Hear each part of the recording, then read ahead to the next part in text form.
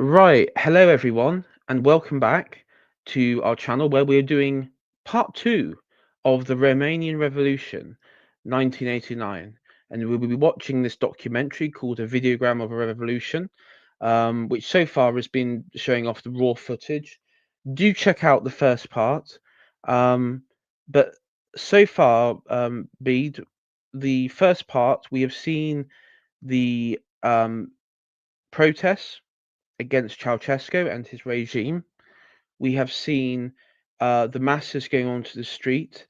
We have seen the army join them, and then with what emerged to be a national um, uh, revolutionary council, which, as we've seen in this footage here, um, are made up of people within the Romanian Communist Party and other dissidents, have basically coordinated, and what appears to be like a direct coordination from the very get-go, like a coup within the regime, within the state. And now you've had like this really comical interactions where Ceausescu and his lackeys have fled the capital. They're trying to form a government together, and you've got the generals and the actual political, like the actual political leadership in a back room deciding the future constitution, the future direction, even coming down to abolishing the Communist Party.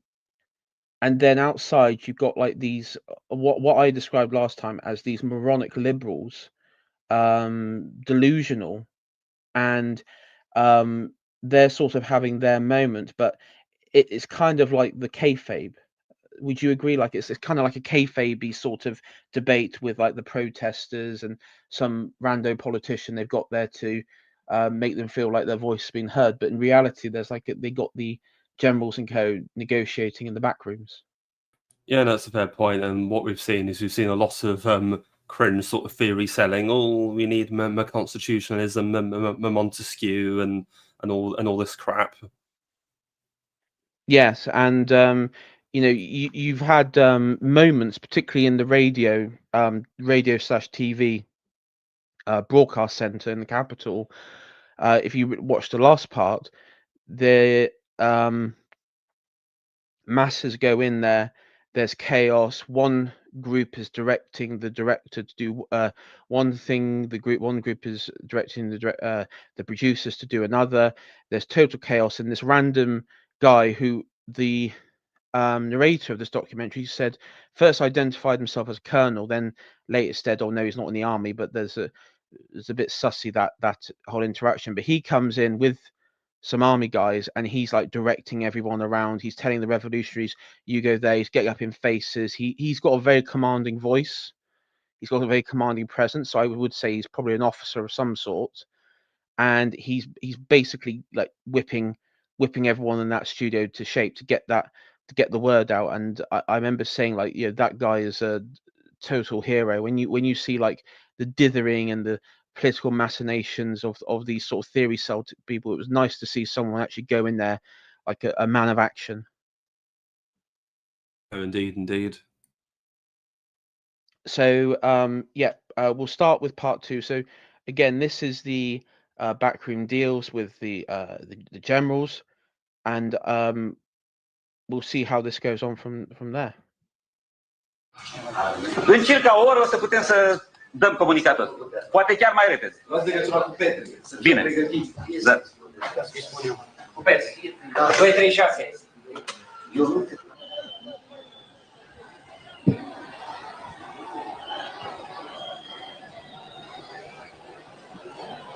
Dau cuvântul domnului Radu Abagiu, care se ocupă de aprovizionarea populației.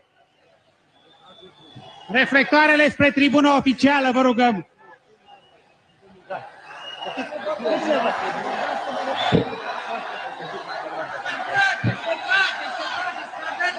Suntem informați că se trage contra poporului român.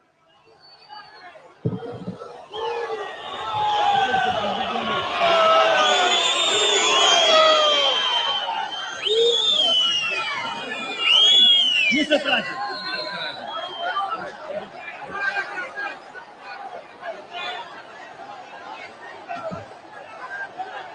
Vă rugăm să ne comunicați ce se întâmplă.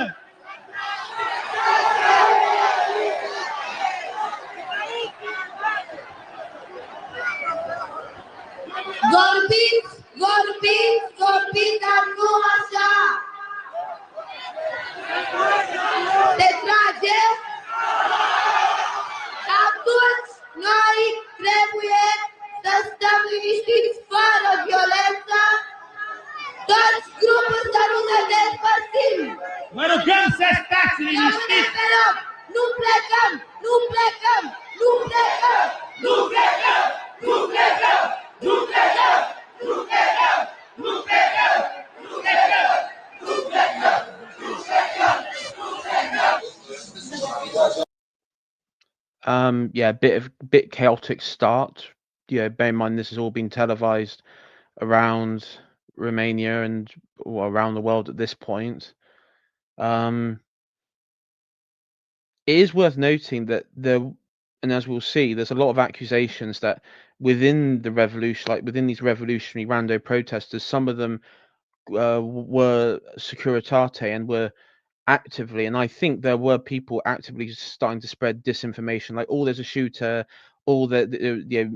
misdirecting people, spreading a bit of rumor and counterintelligence sort of stuff.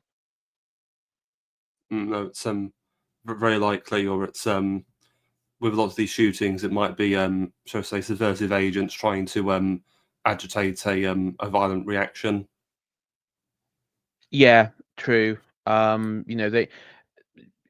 lot of people in this building, they've got former government ministers, they've got officials, diplomats from the regime who they basically like house arrest, and you also got large numbers of revolutionary types in and out the building. It's not beyond the realms of possibility if there's French Revolution style retribution, let's say.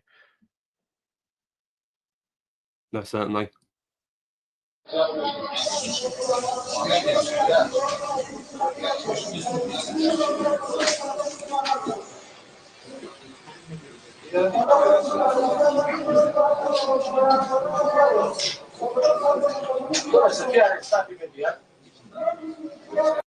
Yeah, I will on the sort of sabotage and stuff. Vlad, the chap on the left here in the suit, who's the Securitate chief, watch him throughout this, because it will become apparent what he starts to do, and I think even and what's shocking, it takes a long time for a lot of these revolutionary types in the room to figure out what he's doing, and it's basically well, everyone will see in a sec.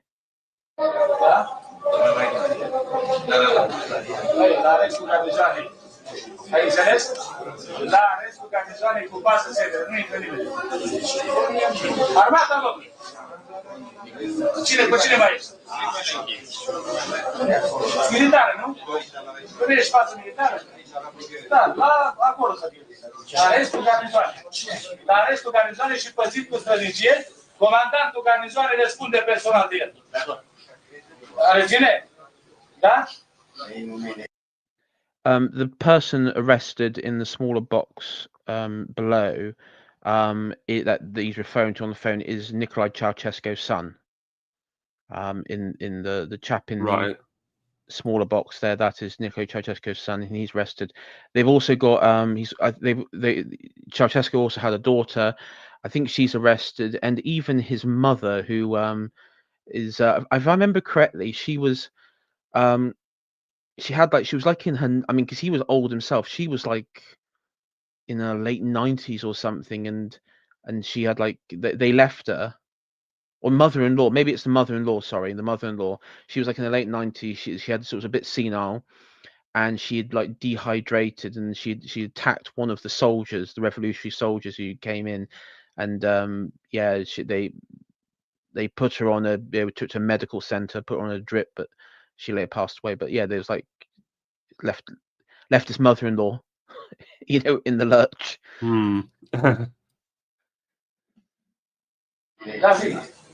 Da.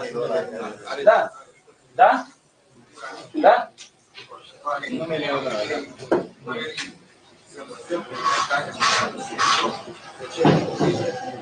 Da cine? Da. Eu sunt în sediu content de contact.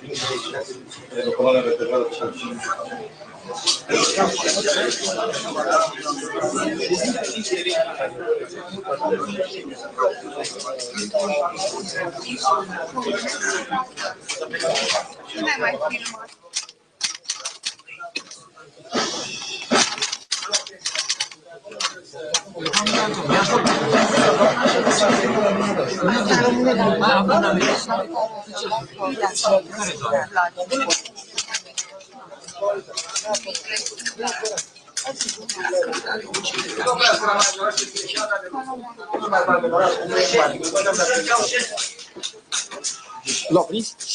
A adus 3 tovarăși care sunt aici în spate. Vă rog, poftiți în față ca să poporul să vadă. Să vă mulțumim. Celor care ne-au înțeles și au vrut să neapărat să știe toată țara că este aici, nu sunt zvonuri și că este arestat. Este arestat.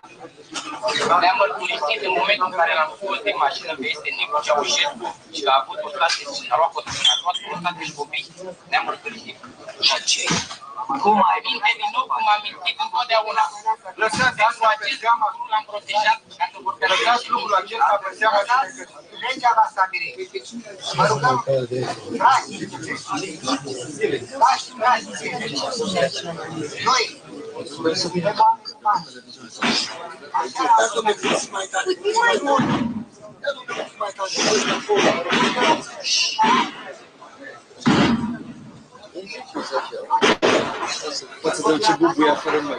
care va fi judecat de către legile poporului nostru. primul. Și după faptele Vă rog, va veni momentul când vom analiza faptele care le-a făcut și cu ce e vinovat și cu ce este nevinovat. Dar vă rugăm foarte mult să nu cumva să încerce cineva în această perioadă să se dea la acte care sunt necontrolate. Nu, că oricum l-am salvat. Noi Până aici l-am adus întreg. îl avem aici lângă noi. A mărturisit că a plecat de la Sibiu și a dat ordine comandantului securității din Sibiu să nu tragă. Vom să verificăm. Asta e versiunea pe care o spune. Vom verifica-o. Pierde prea mult timp cu el. Nu mai discutăm atât despre el. Pierde prea mult timp. Am văzut că băgați-i în pensiul în care trebuie să stăm.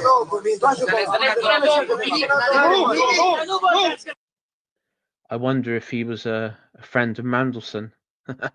Ooh, yeah, that is a possibility. Mandelson said, Nicky was a dear friend of mine. He was a dear friend. That's a comedy joke.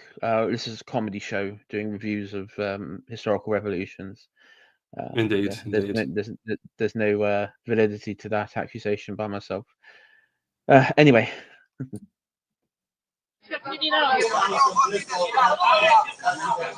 Uite-te, nu mai râde, nu mai pot să mai sfidează. Foarte bine.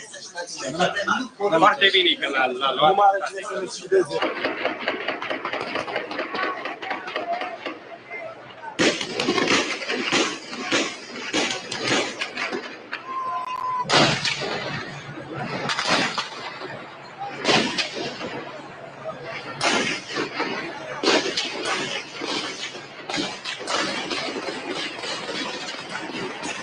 Pause it. Right. Yep. An interesting comparison is obviously, I think it was a year or 2 years later, you have a similar attempted military coup in the USSR where the army tried to, hang on, was it the army?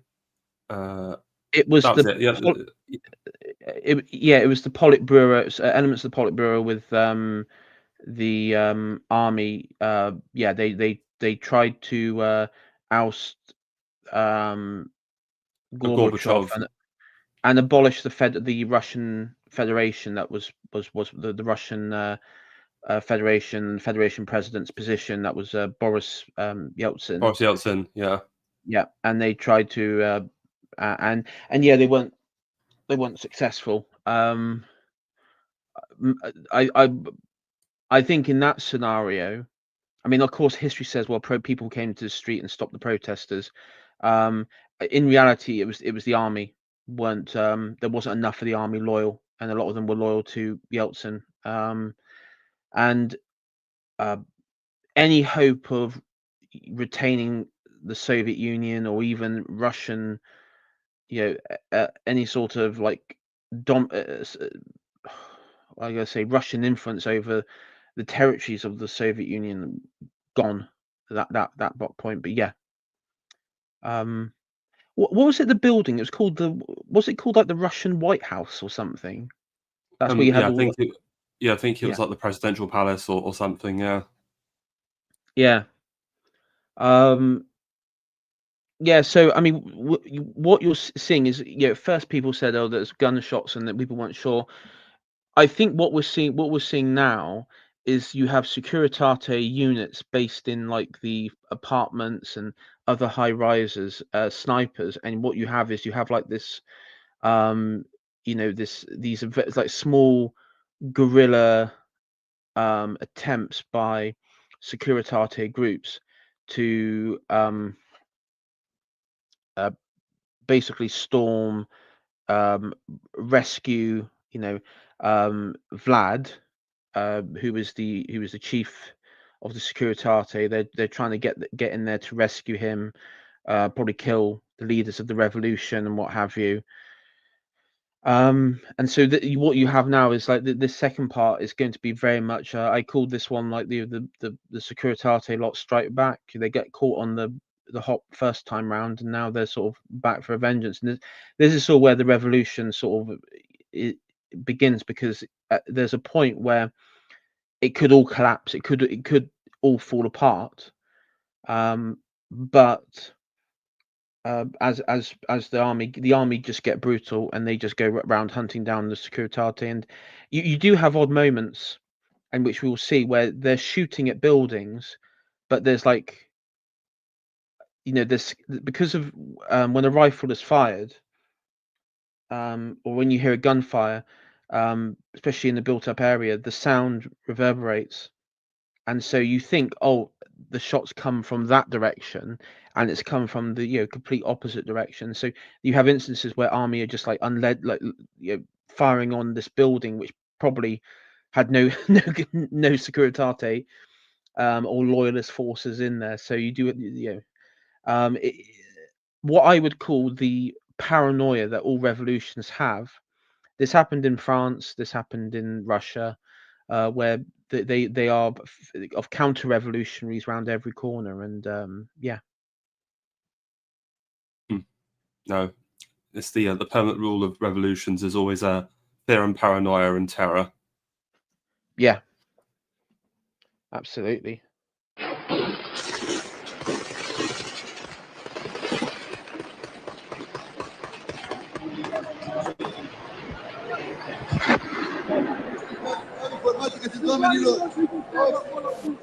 Se spune televiziunea. Mulțumim frumos că ne-ați dat și nouă legătura. Atențiune, atențiune, vă vorbim din balconul Comitetului Central. Atențiune, atențiune, vă vorbim din balconul Comitetului Central. Nu mai trage nimeni, nu mai trage nimeni. Acolo sunt militarii noștri. Opriți focul!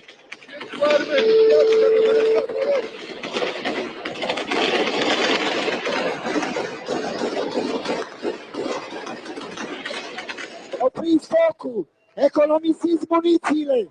Nu avem foarte multe! Opriți focul!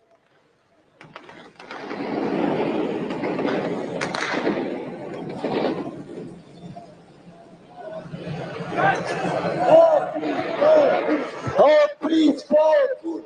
Opriți focul! Opriți focul! Opriți focul! Opriți focul! Opriți focul!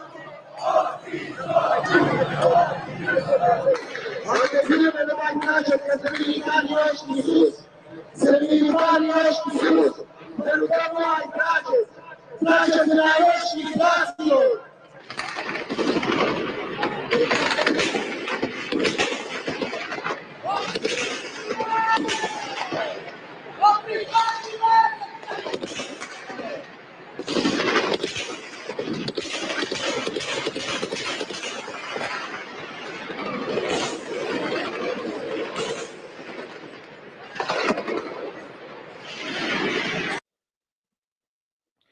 So basically what you're seeing here is there's a bit of a panic among the army about where the gunshots coming from, and they start accidentally shooting the positions of their own like commanders, and also where the prisoners are being kept. So it's like, yeah, and they're trying to get hold. They're trying to tell them over the loudspeaker, this is your own people. Stop firing, you fools, and all that sort of stuff. Well, again, last time we talked a little bit about the 2016 attempted coup in Turkey, and I see similar parallels where the army really fumbled that. And again, I have to, as I said, I believe that Erdogan had guys on the inside who sabotaged that. And I wonder if you've got a similar situation here where you've got elements in the army who perhaps are on the side of the Securitate who are just acting as operational saboteurs, so to speak. Yeah, I mean the funny thing is though, like the head of Securitate, who will find out is like still loyal, and the loyal people are like in the other side of those windows. So it's kind of like, yeah, you accidentally like putting him in danger. I mean, which is they do have like this comical bit where he's obviously coordinating this, and he's because you'll see in a minute Vlad is given the phone, and he phones up like the Securitate loyalists in like the other buildings, and he's trying to negotiate. And first thing he says is, "You're firing on me," that sort of stuff, and he's sort of having a go at them on that bit. But what you'll see is that he was stalling, and people are stalling because they were trying to negotiate like the Romanian Securitate some sort of surrender, and it was just delay tactics to get the revolutionary side's guard down and sort of sweep in there.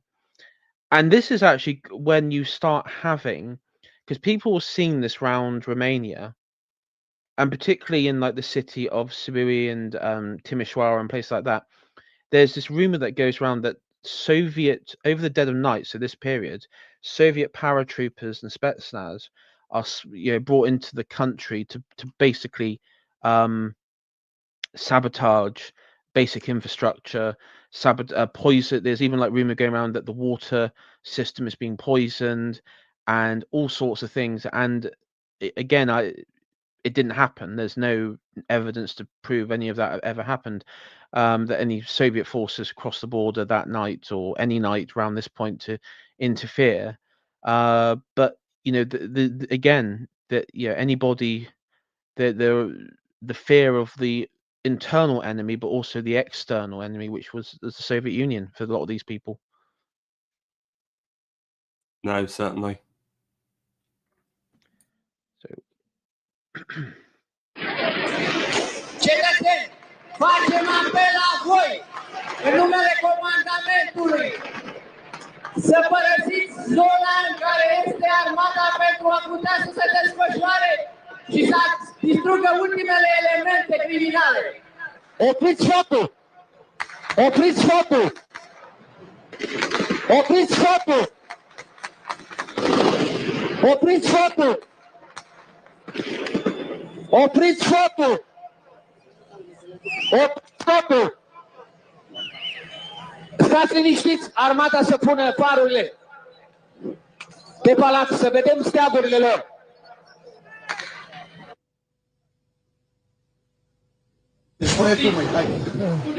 Suntem în emisie, stimați oameni, cetățeni, televiziunea este atacată din toate direcțiile. Facem un nou apel la dumneavoastră să dați sprijin pentru salvarea acestei instituții vitale pentru mersul înainte al democrației în România. Se pare că elemente teroriste au pătruns chiar pe unele dintre culoarele acestei instituții. Veniți cu toții în sprijinul nostru, apelăm la armată care ar putea să mai trimită eventuale ajutoare. O situație similară se înregistrează la telefoane și acolo este nevoie de... This is like the Romanian January the 6th. The terrorists are here. We must save democracy from being lost if the TV station falls. Yeah, I mean, I this particular clip is because I've seen this sort of clip before, and it's like, okay, well, the terrorists in the hallways, all of you fuckers have got Kalashnikovs, like, go deal with it. You know, like, you can't expect everyone to do the work for you. You're revolutionaries now. Go deal with it. You know, it's if you know where they are in the building, go deal with it. Oh, well, correction, I should say, well, this is like a real like January the 6th situation, not the situations we were led to believe by the bloody democrats. Oh no, there's like domestic terrorists, and it's just like an elderly boomer with like an American flag. Yeah, I mean, probably in some ways, if you were to show this, if you were to get like a Democrat to write down, or a Netflix drama to to go over the events of that day, this is probably the sort of shit they produce, like something like this or akin to this. Like there was chaos, there was gunfire, the MAGA lots were storming, they had guns, they were baying for blood. I mean, I've even heard like they were saying like 20, 50 police officers were killed that day, and it's like it's just like the insane like numbers. They tried to lynch AOC, and it was like she was nowhere in the building at the time. All these sorts of things. Just the Congress guy who had like the full like gas mask and like safety suit on is the one moment I'll never forget about that. It's just incredible. We have a viewer from Romania popped up in my his recommended. Well, welcome, and yeah, we've done a part 1. Check that out. This is part 2. I don't know how if you I'm going to assume you probably weren't born when this happened. That's my assumption. Maybe I'm wrong. Maybe you were there. Maybe you're one of the people here. I don't know. Wouldn't that be funny if like one of the guys on here just like popped on our stream? And yes, I'm here to tell the tale of how I survived the Romanian Revolution. Yeah, I'd like ask like, what do you do with the shit libs after like there? Because they do appear to be like, fucking around with what's going on. But yeah. Anyway, welcome, and we will continue this development. The TV radio station is under attack by Securitate terrorists. Let's see how they manage this. Sprijinul bucureștenilor, al cetățenilor, al românilor, al armatei române, a poporului întreg. Se pare chiar că de pe înălțimea aparatului telefonelor se trage asupra televiziunii. Iată deci două instituții realmente de importanță strategică, cum am mai pomenit înainte, care trebuie apărate cu orice preț. Eu cred că ar fi bine să rămânem în emisie, da, și în priză directă și să eventual chiar să deschidem ușa studioului și să aflăm ce se întâmplă pe parcursul acestei. Se aud împușcături. Se aud împușcături dincolo de geamurile acestui studio. Mi se spune să închidem ușa, stingem lumina. Sunt atâtea sportivi în țara asta care s-au afirmat. Mai au ocazia odată să se afirme acum. Este unica șansă pentru a nu pierde ceea ce am câștigat astăzi cu sângele nostru. Mulți am fost pe tancuri. Mai jos de ce? Să atacă și acolo.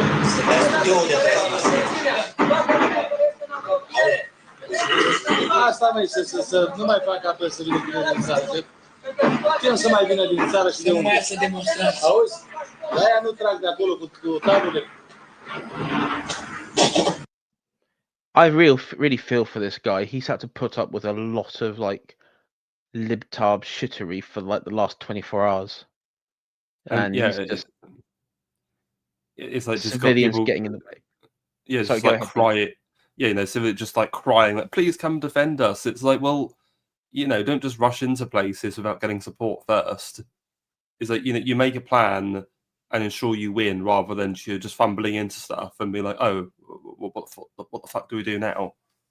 Well, I mean, one thing that was kind of ridiculous is like, first of all, okay, you've taken over the radio station and stuff, barricade yourself, second, and also I think they do end up, the army people do go around and they do like barricade and sort of like it becomes a bit of a siege. But also when they said, "Oh, open the studio door," it's like, no, numbnuts, terrorists in the hallway, don't open the doors. You know. Yeah, that schoolboy error. Yes, school. Haven't you ever read Troy?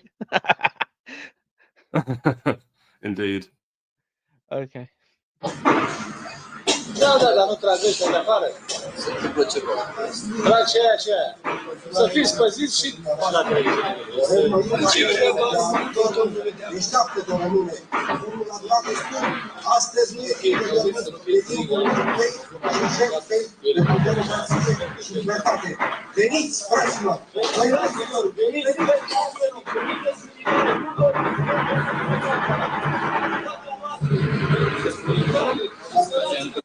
Veniți în rânduri cât mai strânse să apărați. So quite literally, you got the general on one phone coordinating the the soldiers, the army, which is on normally on the rebel side at this point, and then on the other phone opposite the table, you got Vlad, the chief in charge of Securitate, coordinating the loyalists. You know, it's kind of like like what's going on here? I mean, Yes, and they don't realize it until a bit later. No, certainly. And it's also interesting that this idea of a political alternative to communism, the only thing they can think of is just democracy. It's what they default to. As don't forget that the former king, Michael, who was a child during World War II, he's still alive because he lived until his 90s, I think, and he died a few years ago. I mean, there's no one calling for him to come back. Surely that'd be a better alternative than, just chaos. I mean, like, did anyone advocate for fascism? You know, like maybe fascism hasn't really been tried in Romania. Oh yeah, just let's bring the Iron Guard back. Yeah, fascism hasn't truly. What is it? Fully luxuriated, fully automated fascism. Romanian fascism. It's quite unique in its own brand. Well, I think the Iron Guard would describe themselves as more of a legionary movement rather than fascistic. But maybe I'm just splitting hairs. Yeah, true. But I mean, I think now, and this is where I'm going to get my sort of like, no shit Sherlock hat on here. It's quite clear if they're advocating for democracy, liberal democracy, Western values, what have you, I think it's quite clear which foreign power and its influences and its vassals were probably behind helping this revolution take off the ground. I mean, you don't need to put two and two together for this one. We all know, No. And there's people, as Mitch pointed out before, it's the same people that all coordinated in places like Hungary and the Eastern Bloc and what have you. It's and also if we ever do like a stream looking at the Yugoslav war, particularly with Slovenia and Croatia, that same tactic was used as well. All right, let's see what's going on at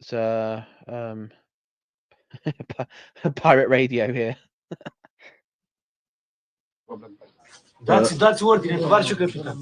Avem informații de la tovarășul capitan care apără televiziunea că s-a reglementat situația. Nu trebuiesc arme. Ne apărăm în continuare.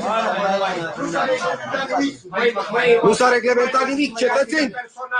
Dați-vă din cadru, tovarăș. Atacați-ne pe noi cu știrile adevărate. Nu vorbesc. Marca apără cu arma în mână studio de emisie.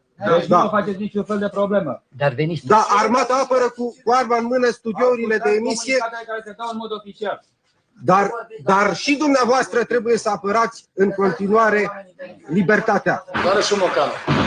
Alo. Dom'le, dumneata ești cu toate stațiile radar în funcțiune peste tot? Și atunci cum dracu apare elicoptere, dom'le, dintre din exterior? Ai doborât ceva până acum? Da. 8 bucăți? De unde au venit astea, domnule? Din interior? Extraordinar. Deci nimic n-a intrat din afară. Totul din interior. E clară, clar. Auziți? Alertă totală peste tot. Ăștia au fost niște demenți. Yeah, so again, all in the panic of a Russian intervention, they end up shooting down their own helicopters. Well, what a disaster! I mean, it is looking pretty dismal as a revolutionary goes. I mean, let's continue. Au avut în interior, noi n-am știut, de unde să știm că n-am știut, și acum au plecat la acțiune. Dar cine trage voi? Peste tot. Da. Băi, fiți atenți. Da. Bine, bun. Alo? Băi, fiți atenți. Nu este inspectoratul. I will maybe concede some of those helicopters may have been Securitate. Though I don't know. It is possible, but at the same time, this is quite a stretched out force, and it's only 20,000 the paramilitary. So, and a lot were arrested, and in that initial day when the Ceausescu fled, a lot were arrested or basically buggered off. So, I don't know.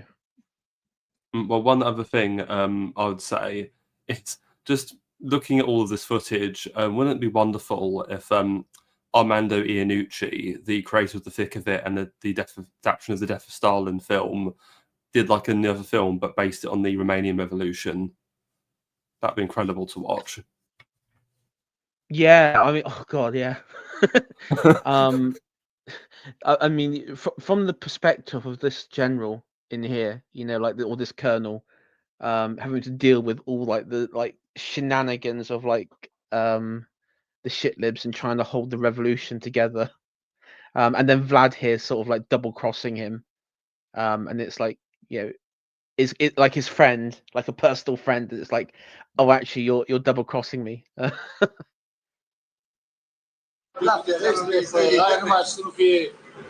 Să nu apară între soldații noștri, mă rog, cu mare atenție. Ofițer acolo? E numai cine să pricepe. Un ofițer, te rog. Te rog, au avut, domn. Ai elicoptere?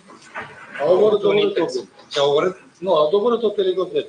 Elicoptere? Numai la Timișoara. Nu la Timișoara, pe toată zona. Dar cine a sărtat elicopterele? Dar din interior... Cine? Dar cine a sărtat elicopterele ca să se tragă în ele? De ce s-au ridicat elicopterele? Cu cine le-a avut? Unde a avut? Dar de ce nu se declară? Care terorism? De unde au venit ăștia? Că n-au Păi de unde?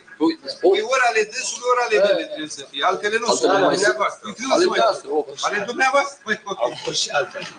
E foarte curioasă treaba asta. Sunt de la dumneavoastră cu alte ordine. Păi noi am decât 3 elicoptere. It's also very strange, isn't it, Vlad? Sorry? It all is very strange, isn't it, Vlad? You know, these helicopters are suddenly taking off and had to be shot down. You wouldn't have anything to do with that now, would you? Yeah. I mean, it's kind of incredible because I would be taking the phone off him. I'd be thinking, okay, like Vlad is the one. Who is the one person in this group, in this room, who's like spreading a bit of confusion and chaos? Well, it's Vlad. So Vlad loses his phone privileges, basically. Or, you know, Vlad loses his life privileges. Vlad loses his head privileges on the spike privileges outside. Indeed.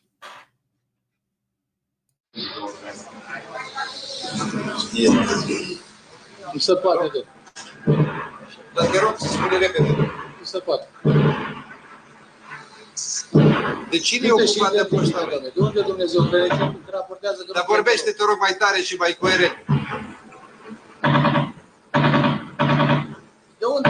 De unde sunt atunci? Poftim? Cum?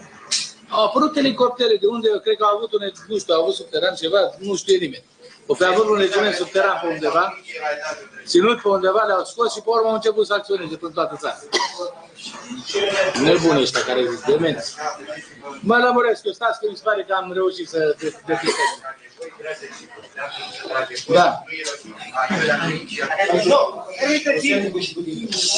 Și ministrul de interne. Ministrul de interne.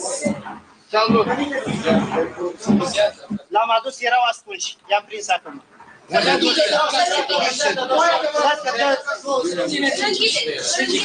Lăsați să anunțe,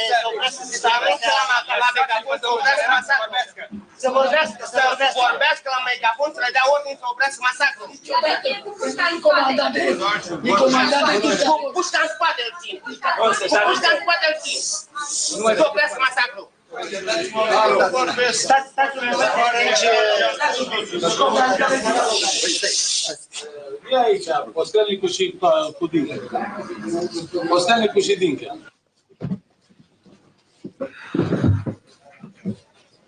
Dar spuneți, sunteți auziți.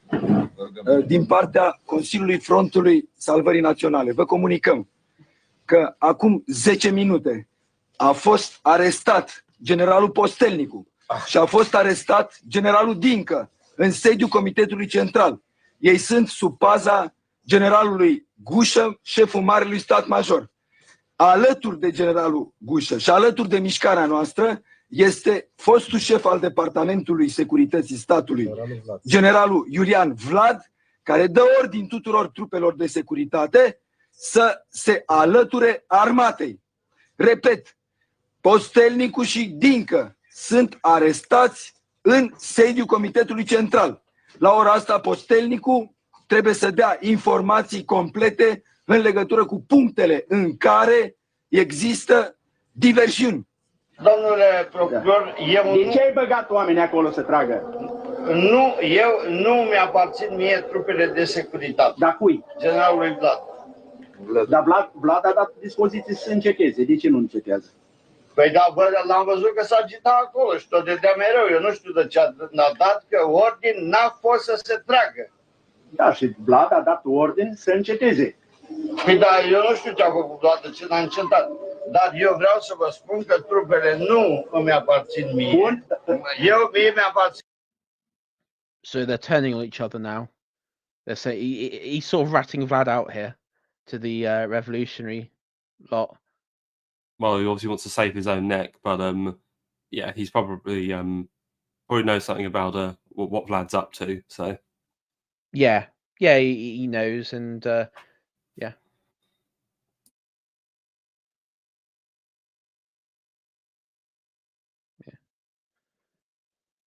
Țin trupele de grăniceri. Auzi,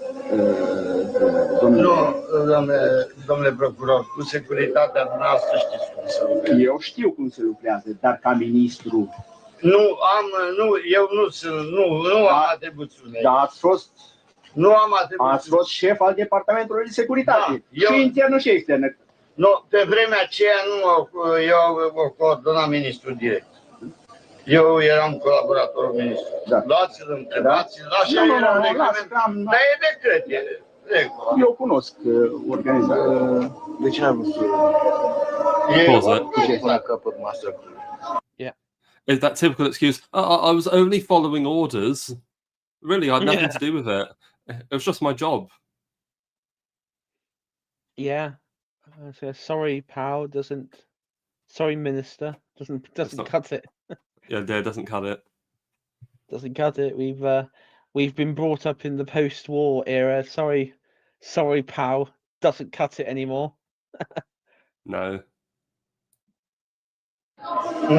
Când ați văzut că se trage, de ce n-ați dat ordine totuși? Ca ministru.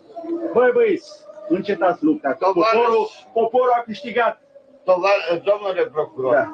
Am dat ordin să nu se tragă pentru că noi n-am avut, adică eu n-am avut trupe, cei de la miliție, ei nu trag, ei sunt cei de stradă. Ei sunt cu circulația, cu ordinea, cu așa. Și ăștia mă ocup eu, cu toate că nu ți-ai adjunct, dar eu coordonez. Eu i-am spus, nu se trage. Da, dar nu miliția trage acolo. Nu, păi Trupele nu mi-aparțin mie.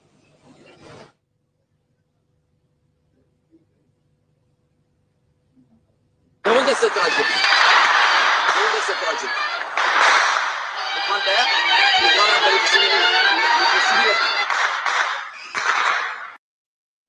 Bit of a courtesy moment there. Yeah. There was some sort of like Romanian, Eastern European sort of, folk tune going on there. A little bit courtesy, then with like a Soviet era APC. Yeah. Yeah. Revolution for Christmas. I mean, yeah. I just thought to myself, like, imagine if you were like camping. You were just like some random family in Romania. You went out camping for a few days. You come back and it's like this has just happened. Yeah. Something like that. You know, that'd be like a weird thing to come back to. Yeah, it would be.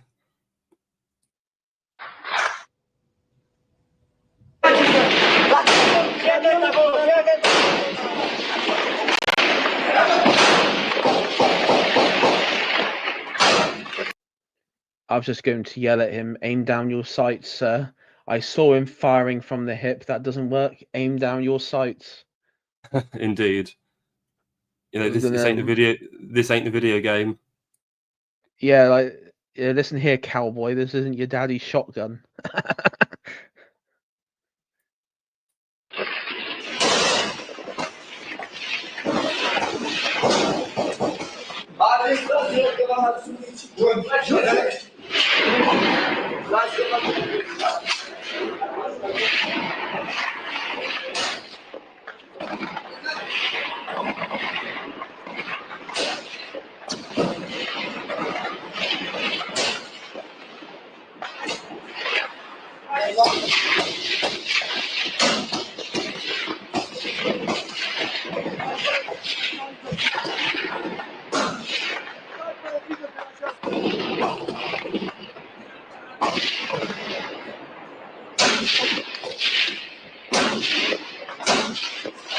Gata. Vino pe ce, hai să trecem la multe. Hai, nu se trage numai de-al lungul, nu de-al latul. Hai, bagă mâine, ia uite. Hai, stărică. Asta e tot. Ușor, ușor, ușor. Hai, stărică așa că nu tragem noi. Hai, hai aici. Tancul. De aici, mă, până unde. I just want to put a bit of a disclaimer out there, just to warn people: if you're squeamish about the sights of bodies and things like that, then just give you a warning, because I think there is some footage out there, and this isn't and none of this has been like censored out or edited, as well. So just give everyone a quick warning with that. If you want to switch off now or flip over or something like that, then yeah, do so. Here's your warning. Hai că acum apă eu. Hai, bagă-te ușa. Trage ușa, închide ușa. Ce zice, dar ce fric? Nu, mă, o să dă chine, mă, tu fuschești ușa. Unde sunt tot felul de chestii. Stai, mă, liniștit, că n-avem. Uite așa o țineți stările de 3 zile. Suntem din ăștia de război. Înțelegi? Nici nu ne pasă de gloanțe. Păi, dar eu n-am scris tot ce am văzut. Nici nu ne pasă de gloanțe. Să vezi ieri cum am ieșit din palat. Când bubuiau aia, să vezi cum ne-am întors. Să vezi cum am venit eu dimineața, când era pe ăla 2, când era întuneric. Tu te-ai văzut la televiziune? M-ai văzut? Te-ai văzut, hai. Ai liniștit. Oprește-mă aici. De ce? Unde? Te duci acasă? Nu, mă duc să-mi dau de acasă ceva să duc. Da.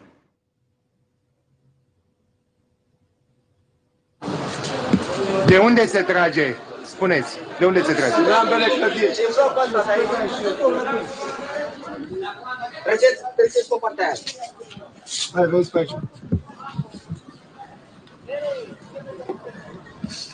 Stați, domnule, jos, domnule!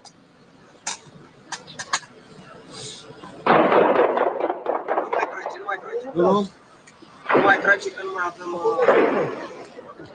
Că nu se mai crede. O văd arme, domnule. copilul domnule, copilul frumos ar fi. Chiar colțul ăsta rotund? Exact, da, ăla s-a rotund. Unde? La etajele superioare? Da, sus, de la 4 în sus. De la 4 în sus. I just want to point out that, yeah, you had Securitate people who were with sniper rifles were just shooting like random civilians, like not even armed. I mean, it's one thing shooting armed revolutionaries or soldiers who like become rebels or something. They were just shooting random people. You know, these communist loyalists to Ceausescu shooting random people.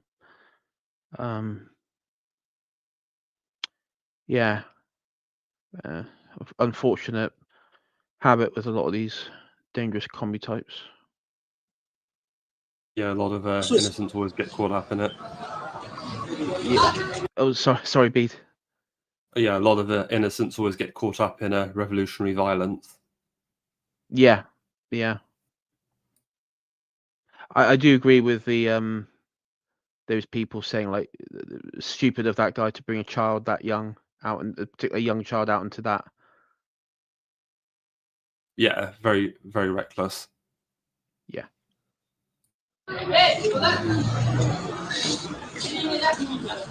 Da. Unde acolo deasupra? Nu, dar așa, mare.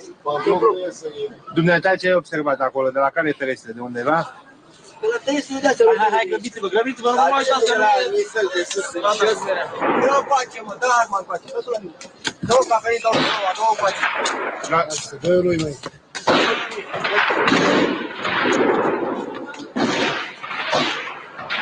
Îl folosiți, măi, lăsați, nu trebuie.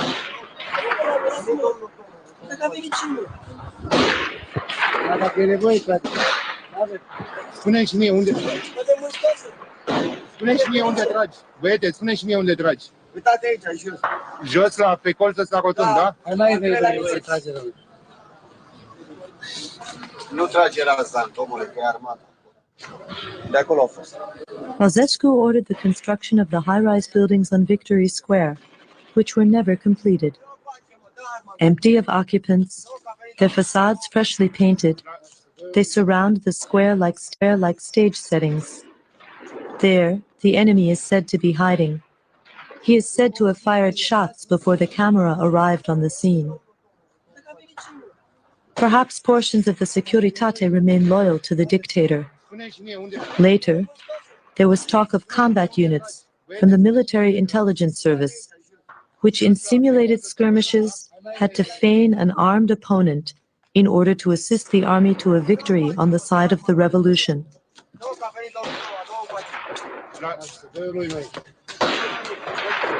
Belief in the enemy's presence is a habit, recollected fear. During 40 years, fear was utilized to maintain power, a weapon system. Developed into a weapon system, it was the Eastern European counterpart of the West's high-tech arsenal, a psychological substitute for material advantage. Good observation by the narrator there that you have the foxes and lions, and the West, they use persuasion, they use propaganda to control the masses, and in Eastern Europe, and this it was while there was propaganda, it was like use of force. It was the fear of violence and death, and this sort of stuff was how on the large part how that people were kept in line. No, certainly, and again, it's the hard managerial power versus soft managerial power. Yeah, no, 100%, and this thing. I mean, watching this, it is. I mean, you can't compare any of this, a fraction of this, to what happened in Jan 6 or anything like that. I mean, or anything we've seen in even in this country. The only thing this sort of reminds me of is you know, the collapse of Yugoslavia. I mean, it's a similar part of the world, neighbors and all that, and I mean, that's the only thing I can sort of like compare it to. Well, you have to remember that this was only over a few days AI, whereas the Yugoslavia was almost a decade-long quagmire, and you had all the various ethnic conflicts as well, which boiled over, so that made it even worse. Yeah, I mean, I think with this one, you probably because this happened over a few days in Yugoslavia. You know, again, it started out as protests, and you had school, rioting, then you had small scale, civil disorder, violence, and then actually like the sort of collapse of the society, and then it sort of became more kinetic, and then it was all out warfare. I'm just trying to think, like, if you ever watched the footage of the siege of Dubrovnik, for example, I mean, that is, when it comes to war footage, that is like that. You have like a sea invasion, a land invasion of the Serbs, and then like your Croat defenders. That is, that for example is probably some of the best footage you can find of like a joint sea and land invasion out there. Like the raw footage, that is. I went over the ITN archives, and where this is how I found this, and I also found others and stuff. So yeah, I do agree with Mitch though. Yeah, it is very Eastern European revolutionary chic. It is. What is it, like Eastern European kino? Very Eastern European kino. Indeed. The internal tactic of deterrence accorded with the international strategy of deterrence. Time froze. The basic movement was that of idling. The basic feeling, the inertia of fear. The shooting started only yesterday, and people are acting as if war has been going on for a long time. It's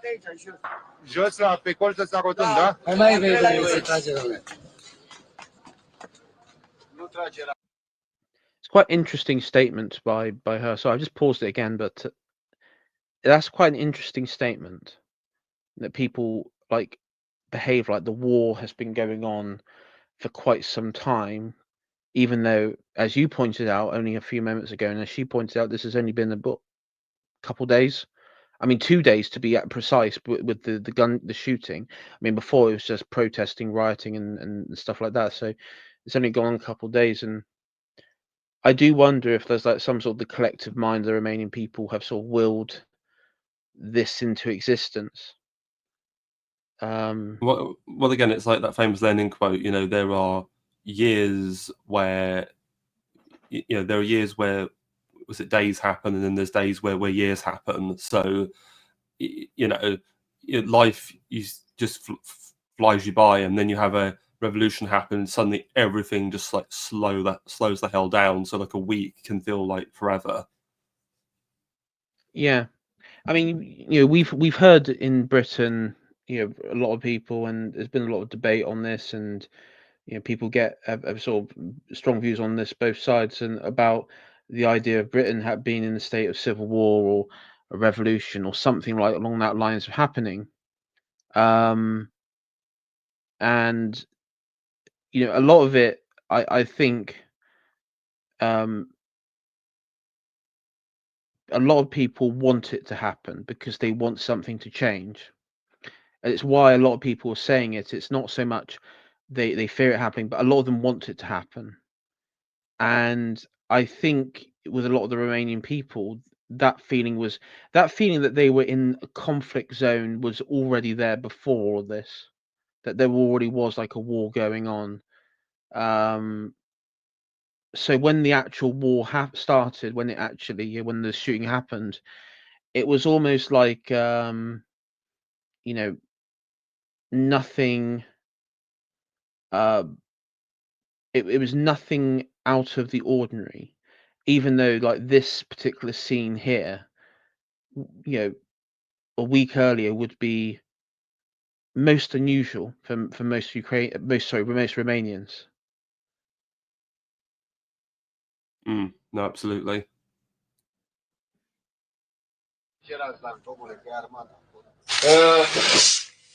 În prezent, sau până acum, am zis, am răspuns la asigurarea controlului informativă a obiectivului adevărs.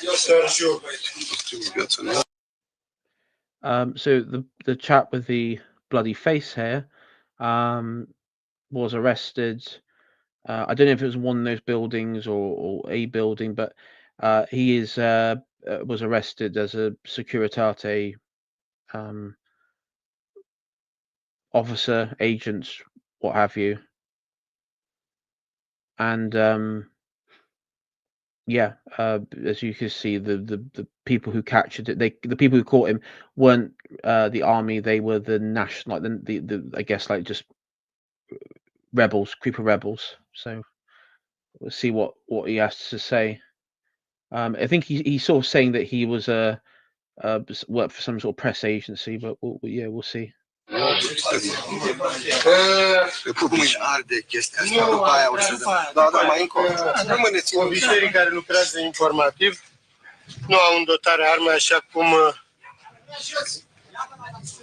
Da. Cum... Să recunoască crimele în fața poporului, să nu o ia pe ocolite. Repede.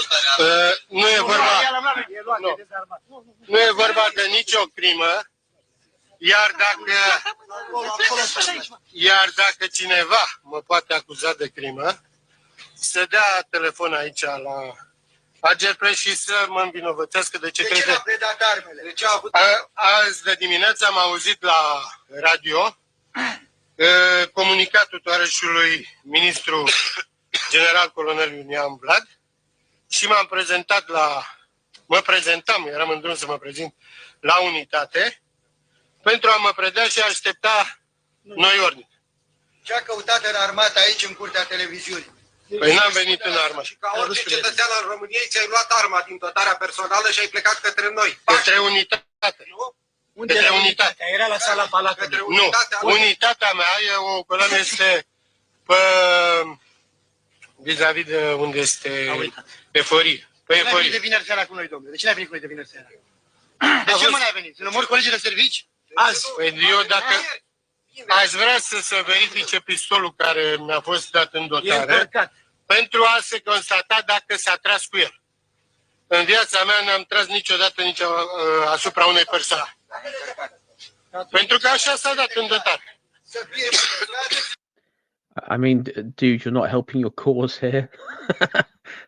I mean, I find it hard to believe that a Securitate agent has never shot at anyone. I'm sorry, I don't buy his story. I mean, yeah, he's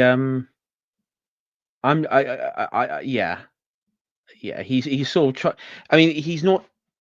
It's hard to tell because it could be. I mean, it looks like he has had a pretty nasty blow to the head, so he could be. He is slurring his words a bit, so he might have maybe a bit of a concussion. I don't know, but he's sort of like contradicting himself, and they're catching him out on it.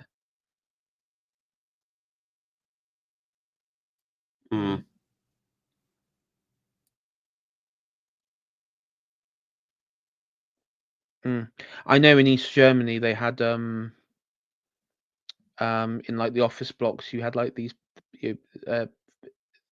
sort of, I don't know if they're like volunteers but they would go around to make sure they weren't like tapping into West German like media. They weren't like moving their satellites around to tap into West German like TV channels and radio channels and that sort of stuff.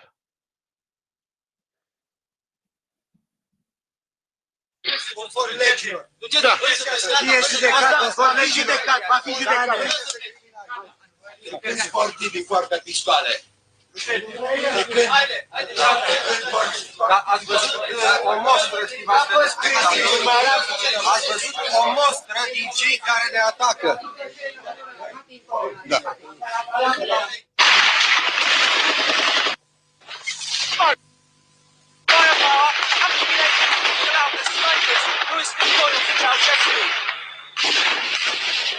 What's going on?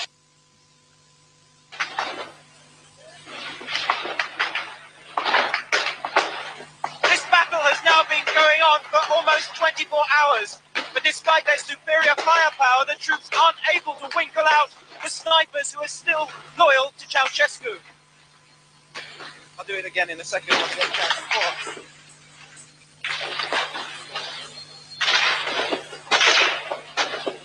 Okay.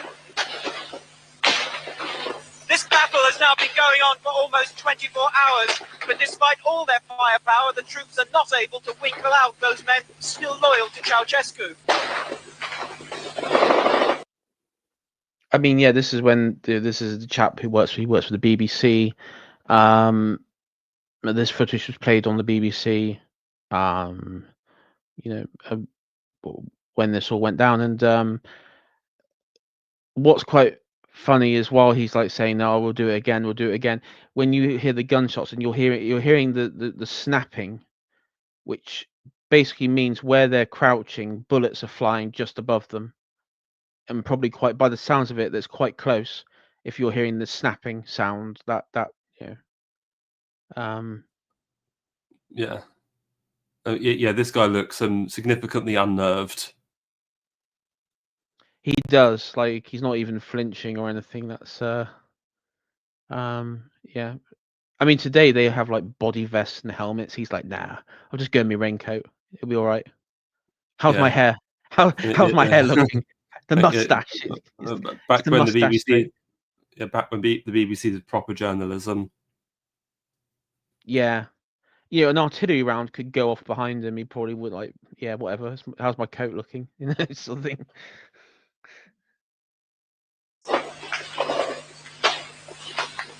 This battle has now been going on for almost 24 hours, but despite all their firepower, these troops are not able to winkle out those snipers still loyal to Ceausescu.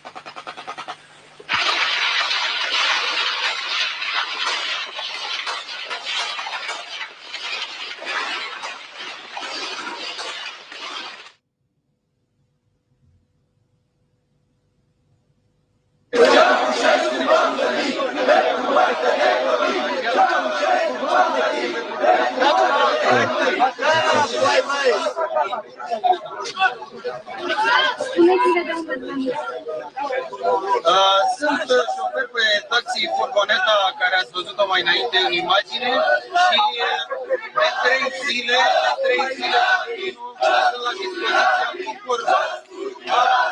Am cărat la aeroportul Copen de ieri dimineața la ora 4 victimele teroriștilor, victimele fostului guvern care ne-a adus în situația de față și care nu ne-a lăsat să trăim ca niște oameni liberi, să ne facem datoria. După cum vedeți, acestea sunt ultimele victime care ne-a indignat și care acum la aeroportul Otopeni, în fine, s-a făcut liniște și teroriștii care au mai rămas au fost aruncați în pădurile din depărtare și după câte se pare nu mai au muniție, li s-a terminat muniția. Deci vor fi prinși. Sunt libanezi și sunt sirieni care au fost parașutați. Mașina va face un tur. Descoperiți-vă! Descoperiți-vă! Descoperiți-vă! I have not heard this before, that they said there was Lebanese and Syrian. Well, that is interesting. Like, if this revolution wasn't any more of a shit show, let's drop a few Levantines in to really spice up the conflict. Yeah.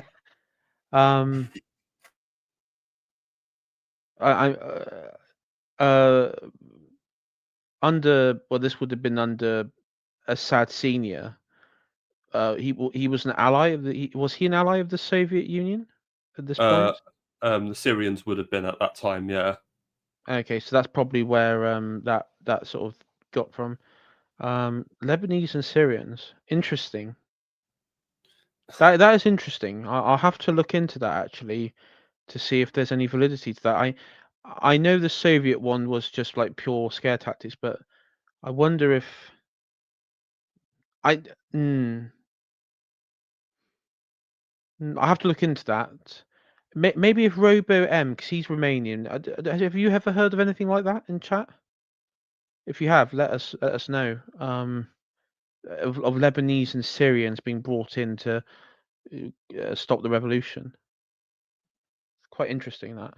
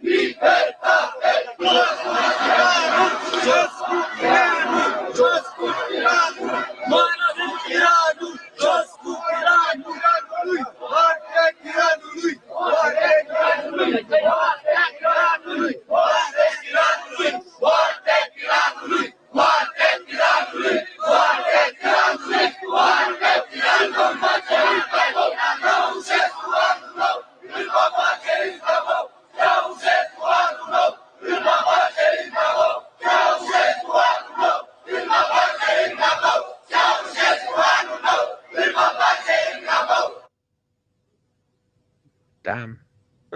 Nothing like an angry mob, eh? Aici,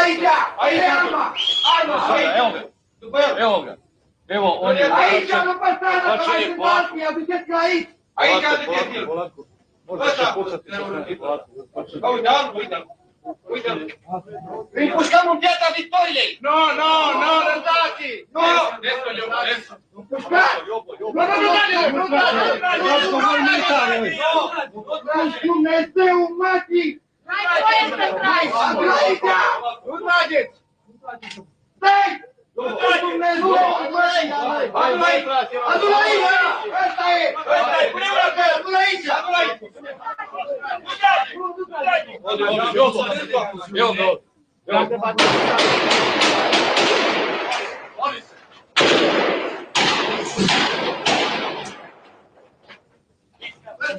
Ține-l să nu scape!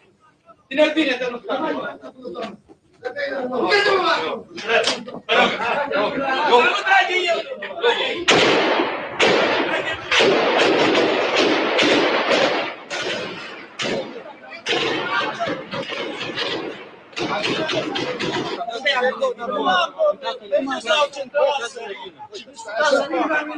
Sunt din Valea Giului și nevinovat. Am venit să-mi iau cunata. E fals că e nou! E nou nouț, e fals! Nu e! Lasă-l să-l vedem. Hai să-l vedem! E nou, e fals! Nu e fals. E nou, e bun! Controlați! Eu sunt nevinovat, domnule. Înalt, unitate militară 045 București, ia uite! Ia uite! Bă, țineți-l bine, băi! Ia uite ce are! Ordine înalt! Formidabil, bă! Jedan od upašili ovdje trenutno. Rumun, Roman. Dați în român din Valea Giului. Evo, jedan od njih priznaje da pripada romanskoj politici. Rekao ma jak pa reaguj.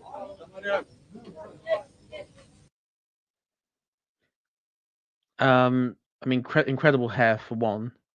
Looks like he belongs in like a synth wave sort of band. Yeah, it looks like again. I'm not sure if they've just arrested someone innocent. I think the older guy. I think he might have just been caught up. This one, however, is quite sus. Yeah, he's very shifty. Yeah, he's quite shifty, this one. And he's sort of like, yeah, he sort of contradicted, like, he said he's coming for his sister-in-law, then he said, oh, actually, these are new papers, he lost the other ones. And then it's like they found like some intelligence army officer, like, identification on him. So, yeah, that's a bit weird. And then he's like saying, oh, no, it's not mine. So, yeah. I think they may have caught like a real one on this occasion. Yeah.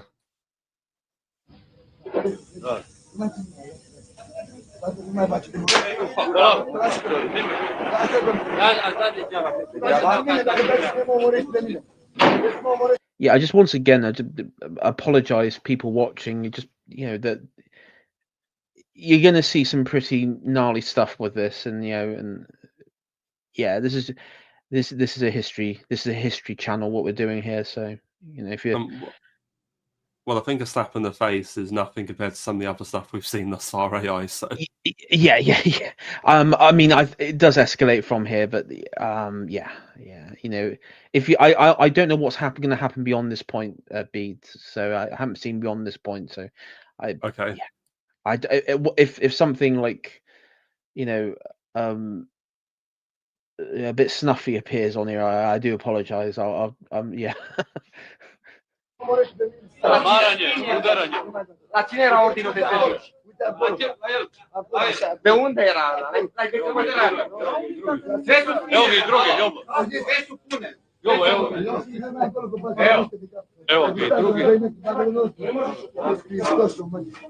Mamă, ce pleacă miștoai, aga mea e școala. De cuvânt că dați degeaba. Așa zic toți, am mai prins? Dai sigura! Uite acolo, să te vadă. Deci sigura, vezi. Uite acolo. What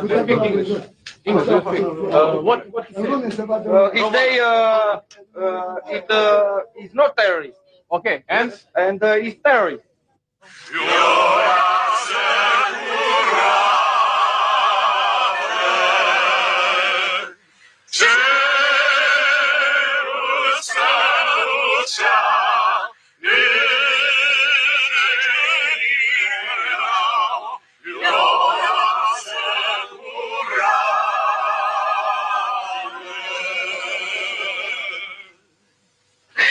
Nu se poate, nu ne vine să credem că acest Sfânt Crăciun suntem cu toții atât de strâns legați cum n-am fost niciodată în viața noastră. Este o minune. Noi nu ne dăm seama, am dorit toți să venim aici să vă spunem, iubiții noștri, concetățeni, iubiților noștri, prieteni. Oh Lord, I wish to have what they have. I wish to have what they have.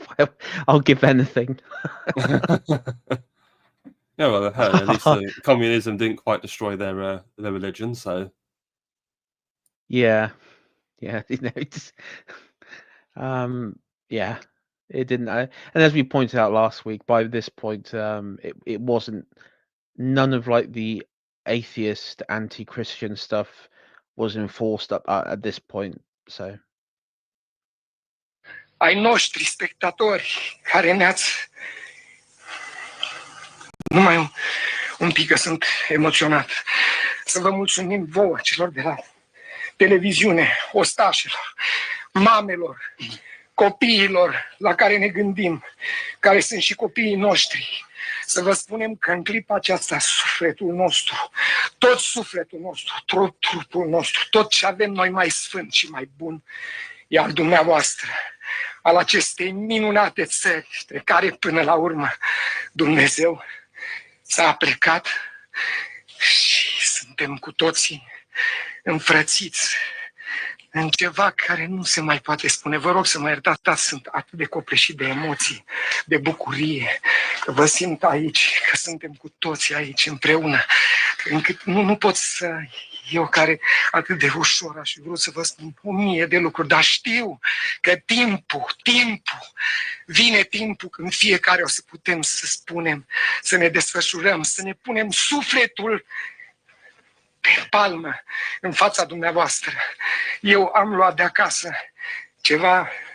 ceva simbolic. Ceva simbolic am luat. O inimioară roșie.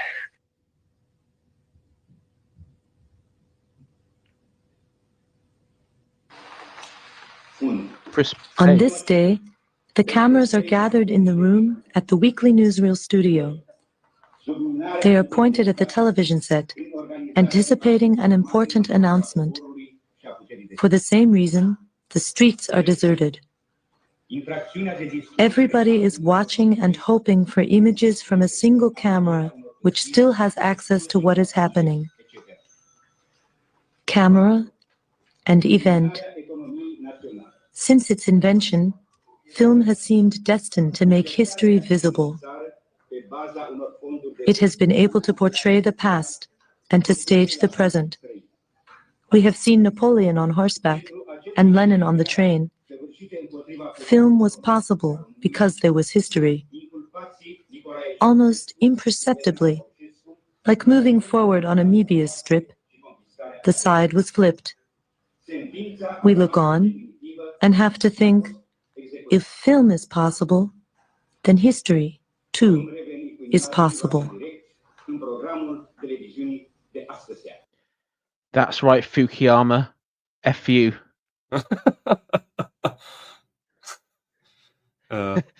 Yeah. Fukuyama gets like wrecked in real time. That somewhere he's like having like a metaphysical attack, as a certain cringe atheist likes to say. Yeah.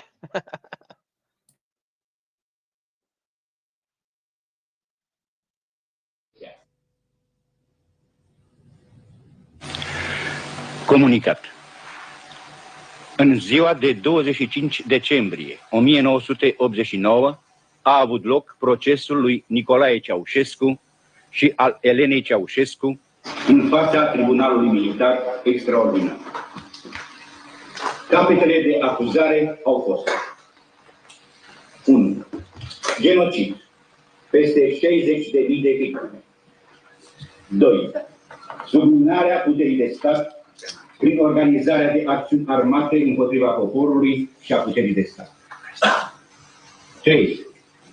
Infracțiunea de distrugere a bunurilor obștești prin distrugerea și avarierea unor clădiri, explozii în orașe, etc. 4. Subminarea economiei naționale.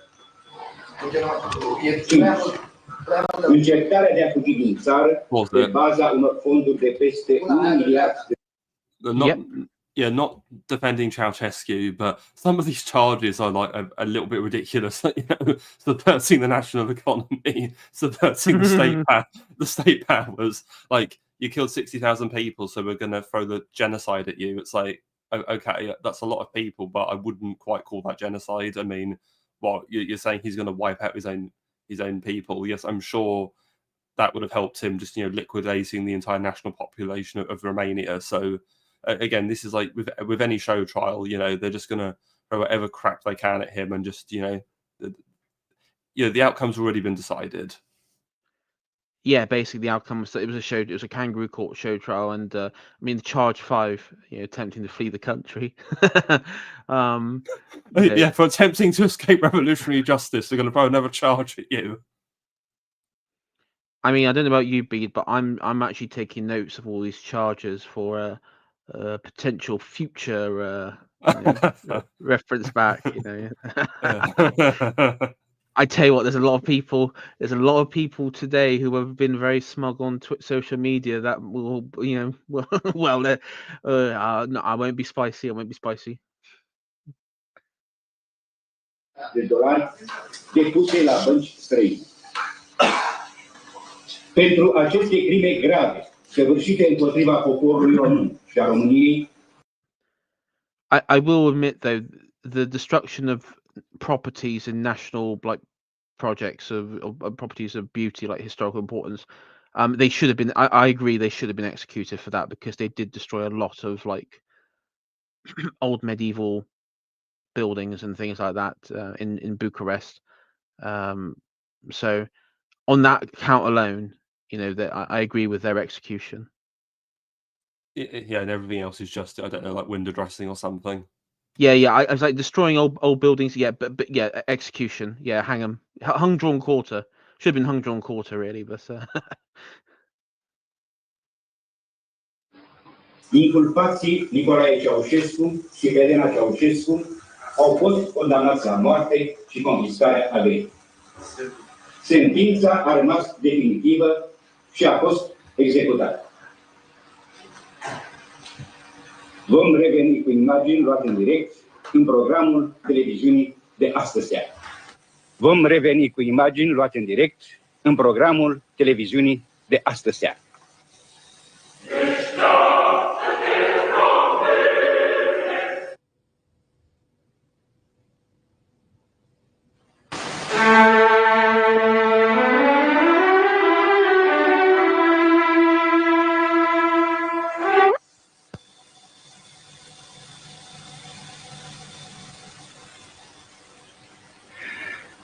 Dragi telespectatori, așa cum am anunțat, Ceaușescu Nicolae și Ceaușescu Elena au fost reținuți de grupe de cetățeni și armată în timp ce încercau să fugă din țară.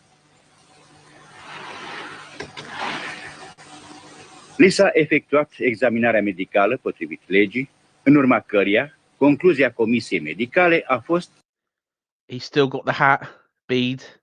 He's still got the fucking hat. And also the thumbnail, you know, I was thinking about changing the thumbnail. I mean, I put the thumbnail on there a couple days ago, and with the few recent events, I was tempted to change the thumbnail, but then I thought, I'm not going to do it. Also, I don't think Charlie would want us to change it as well. I don't think a lot of people would have wanted us to change it, because it's quite funny. You got the hat, and then the hat is also in the final bit. You know, that it's just that ridiculous hat of his. I sorry, I'm raging about a hat, but it's I'm raging about a hat, but yeah. Că sunt sănătoși.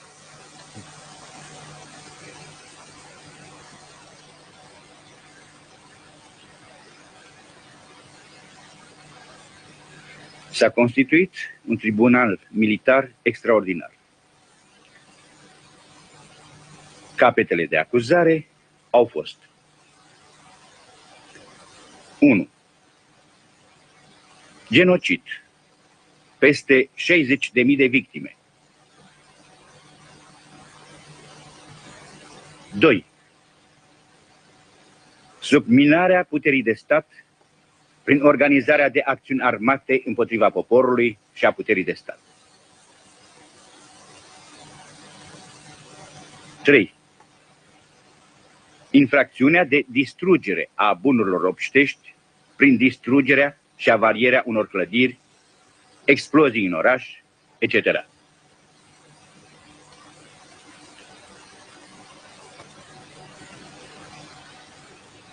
4. Subminarea economiei naționale.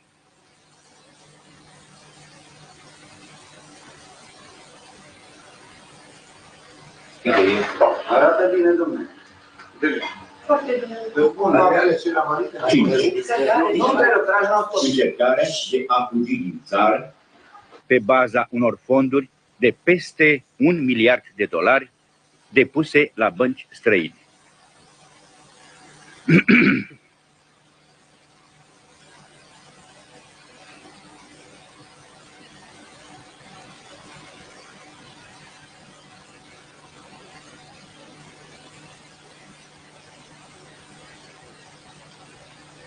Li s-a acordat dreptul la apărare.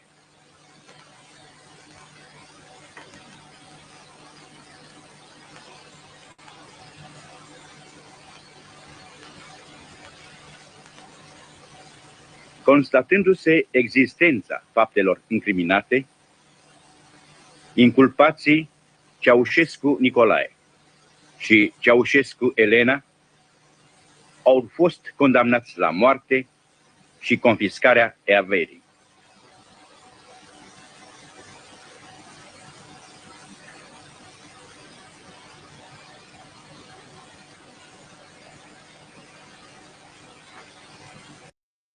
I don't know if they will. It seems like the sound or everything has been cut from that, but if you watch clips of their very, very short trial, which only lasted about, it's like 20 odd minutes, basically she doesn't really say much, but he's sort of like it's like, yeah, what authority do you have? He just like totally like just says, I don't recognize the authority of this court. I'm the chosen by the collective will of the people, and all that sort of stuff, and he's just like not having any of it. It's not on like Saddam level, sort of like messing around with the court. If you watch the Saddam Hussein's like trial, that's like some epic, that's a epic frame game maneuvers in that one. You could almost say he's a bit like a communist Charles I, isn't it?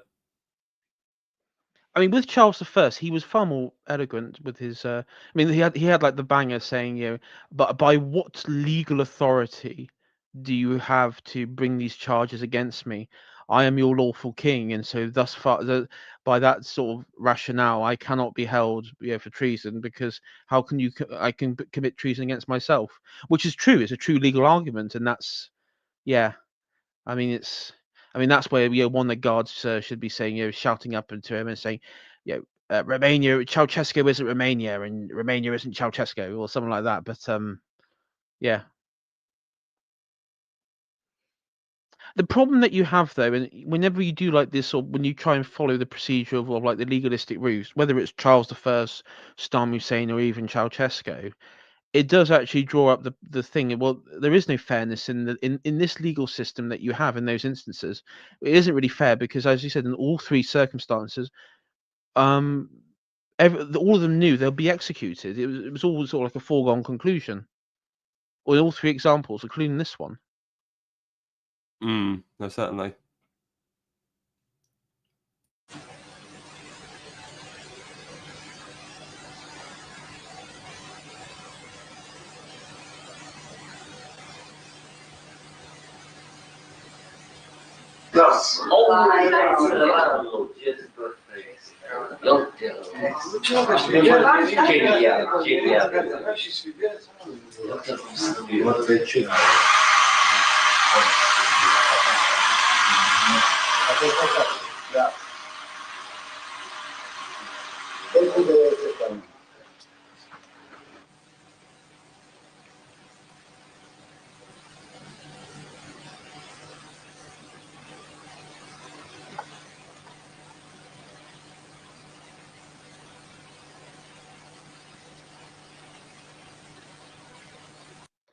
I was just looking at so sorry to interrupt, but the reason he's sort of fidgeting and looking at his watch and like looking around is apparently in his watch there was a secret, and this is coming from the History Channel, so I don't know how accurate this can be, but apparently his watch had a secret beacon which he was activated to send in, you know, other Eastern Bloc special forces like Spetsnaz and also like Securitate as a sort of a warning beacon, because of course he didn't know what had happened in the rest. They didn't really know what was happening in the rest of the country.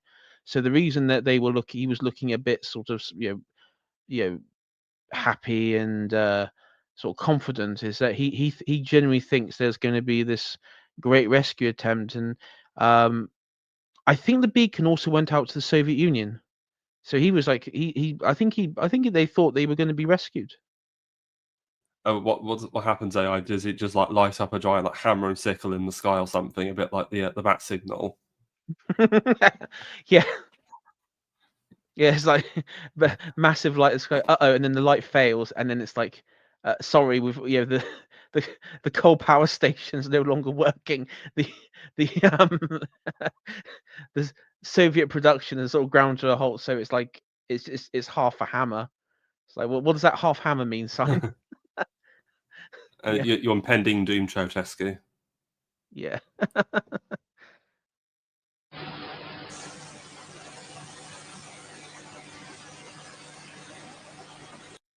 You can see him messing around with his watch, like that supposedly is it.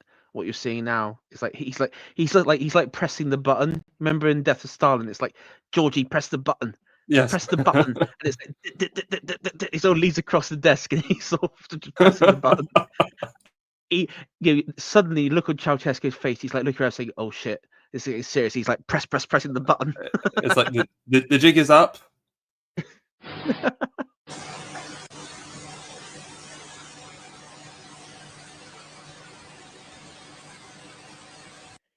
he looks into his wife's eyes and says, "No one's coming to save us.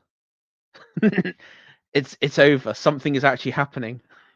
I think we're about to meet our maker, my love. Yeah. Sentința a rămas definitivă și a fost executată prin împușcare.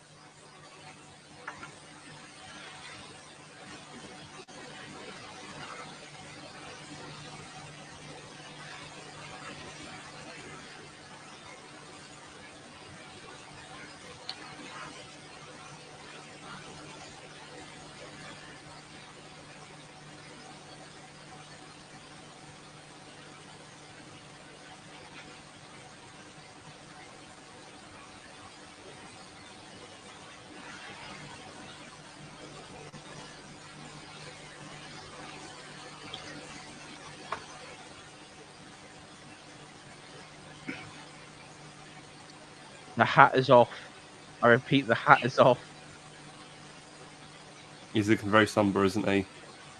Yeah. But he's probably thinking, well, at least we get the firing squad and not something worse.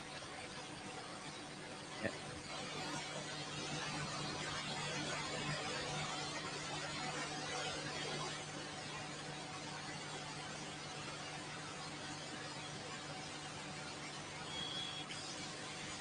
Cu aceasta, dragi telespectatori, am încheiat programul televiziunii noastre libere. Vom reveni dimineață la ora 11.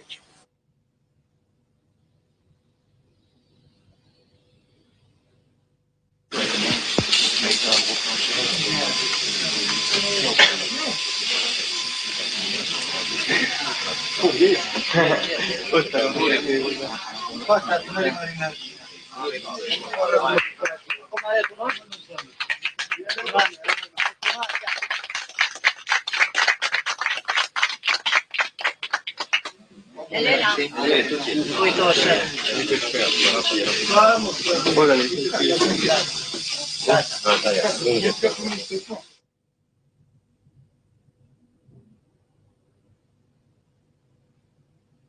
Oh, there we go. That is it. Fascinating stuff, eh? It is. I mean, it is worth mentioning in the thumbnail. I believe the thumbnail. That's the only still image. There's a clip where you have the firing squad just after the execution.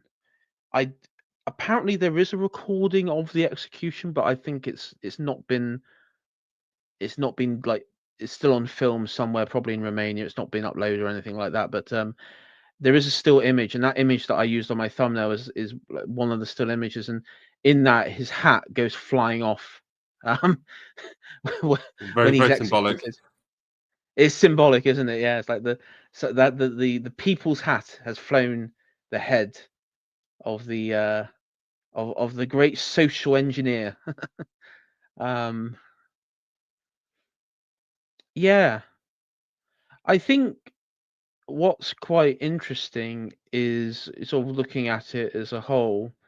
I mean, one thing that I mean, I have to remember this came out in '92, so it was like about 2 years after. Eli UNESCO, who was the main general who sort of orchestrated all this behind the scenes, he took over. Some Romanians, one that I know basically said, well, nothing actually changed, and there was a harsher crackdown because, and I understand in some ways why it was needed, because you had like this euphoric atmosphere going into 1990. You had like this sort of, what you have is like the post-revolution haze and overlap, where you have like these revolutionary groups still roaming about, and it could descend into further anarchy and chaos. And so there was a lot of like, no, we need to get the country back to normal again. And some of it was through like a bit direct like military dictatorship-esque style, but yeah, it's I think it's still I think it was Romania and Bulgaria, but particularly Romania was when you look at the fall of the Eastern Bloc countries, and was the most like bloodiest when it comes to compared to the others. I mean, the others you just had like these velvet revolutions in. I mean, Hungary just gave up. Without, and so did Czechoslovakia. It was only like East Germany and the Baltics. I mean, the Baltics there was a bit of violence, but because they were declaring independence from the Soviet Union. But overall, the only other major event that would take place would be, as we mentioned, the coup that involving Gorbachev and by hardliners in the Politburo. Mm. And then, of course, you have the contrivance between Gorbachev and then the leaders of Belarus and Ukraine to kind of, just unilaterally dissolve the USSR. Yeah, and a lot of Russians. I understand why a lot of Russians viewed Yeltsin as like this villain of Russian history, that he allowed the Soviet. I mean, I think what's quite symbolic, and when Gorbachev died, somebody said, while the Soviet Union had literally come to an end, you had Ukraine, Belarus, the Eastern Bloc, and all the like Kazakhstan, all the little republics in Asia slipping away. Gorbachev was doing like a Pizza Hut ad in Moscow. Right. I can understand that hatred by many Russians towards him. I'll tell you what. Have you seen A Trauma Zone, Adam Curtis's documentary on the fall of the Soviet Union? I have, and yeah. Well, there's a particular scene in the second episode where it's about the first McDonald's that opens up in like Moscow, and there's this scene where all the little Russians just run in and to get their very first Happy Meal or whatever, and I don't know why it was just so blackpilling for me seeing that. It was just like, oh no, you're buying into the consumer capitalism of the West. Stop it. The pause spreads. Yeah, yeah, it was, and you see like it's funny because part of Adam Curtis' thing is like the reason why these systems collapse is they offered no future, and the people living in those systems also knew that there was no hope, there was no future, and it was like complete built on a house of cards. It was fake, it was phony, but everybody understood this and knew this, but it got to the point where it was too much to endure. I think in same ways when you had the documentary commentator saying, well, it felt like in Romania people had been at war for even though they'd been like it was only like 2 days of actual fighting. You'd think, I actually thought it was a bit longer. I didn't realize it was only 2 days, but actually 2 days of gun battles, with the conclusion on Christmas Day of the executions, and then the following day, Boxing Day, like all loyalists were fighting had stopped, and anybody that was a loyalist to Ceausescu still in Romania. I mean, God help them. At that point, God help them if they hadn't got out.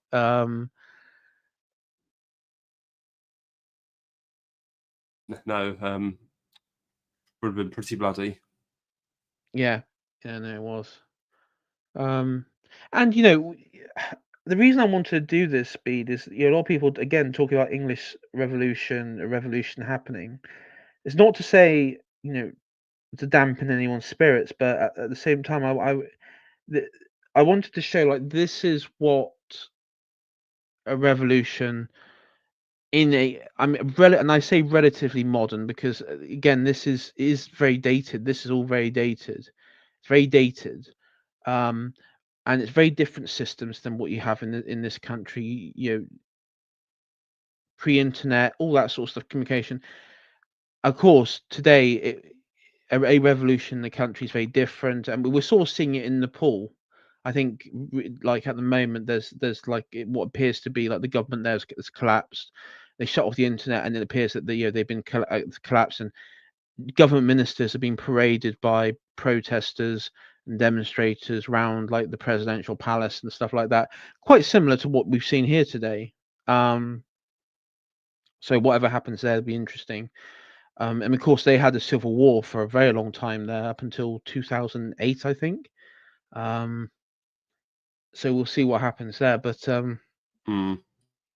yeah, you know,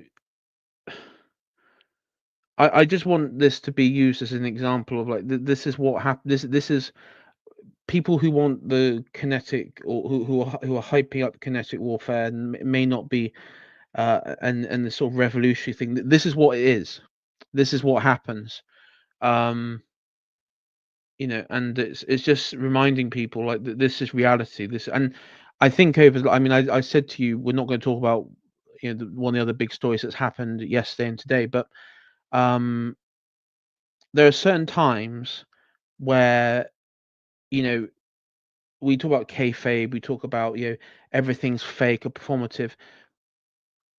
When the killing starts, when the revolution, when stuff like this happened, and I said to you on Monday, this is real. This isn't like some sort of debate club. This isn't some sort of linguistic sort of thing that two people are doing. This is real on the street maneuvering with counter elites, with revolutionary violence. And fortunately, this was captured on film. And so do you have any final words on this, Bede? No, other than important lessons to be learned from a real life revolution. Always be organized, always try to work with any institutions that will flip, and never theory sell. Yeah, I mean, you can have a vanguard and not be like theory selling about silly stuff, because if you actually look at this, the vanguard were quite united all the way through this. I mean, there was like a few mishaps in the army communication bits and sort of silliness, but on the whole, they were quite united. There was a discipline system. The actual theory cells on their own achieved nothing in this. If you actually, when you watch it, all they did was bickering about like when we're going to hold elections. Is it March? Is it February? I mean, it's like while there's a gun battle out there between like hardline communists, and it's like you're debating about when to hold like local elections. Like, shut the hell up. Yeah, exactly. Yeah. So yeah. Anyway, I'm gonna see you all guys another time. I'm not gonna stream for a while or anything like that. Next week and stuff. I'll maybe see everyone maybe the following week. I'll maybe do something. There is a demo this weekend in London. Of course, I can't stop people from going, but I'm going to just give my quick opinion on that. I would advise not to go this weekend. I think at this moment in time, it's the fact that it's Tommy Robinson's like organizing it is obviously one massive fucking red flag if I ever tell you, but also number two, given what's the sort of climate and the people who've been sort of hyping up this and things to happen, I wouldn't go. I don't see any gain from this. Yeah, don't touch protest. anything that has Tommy Robinson involved with a 10-foot pole. Yeah, because you'll get bludgeoned and by a truncheon, and he'll flee in a rainbow taxi, a pink rainbow taxi, like last time. So, tends to be the way. Anyway, Bede, thank you for coming on. Do you want to? Have you got anything coming up you want to promote at all? Next Tuesday I will be carrying on a stream I did earlier this week on my channel where I was reading through the book, the 60-Year Caucasian War by a Russian 19th century historian called Rostislav Bede. It's all about the Russian conquest of the Caucasus. And yeah, it's a book Antelope Hill, the publisher, sent to me. And yeah, been interesting to read through that. So I'll carry on reading that next Tuesday. Oh no, that's interesting, and I will try and catch up with the first episode there. No, very interesting.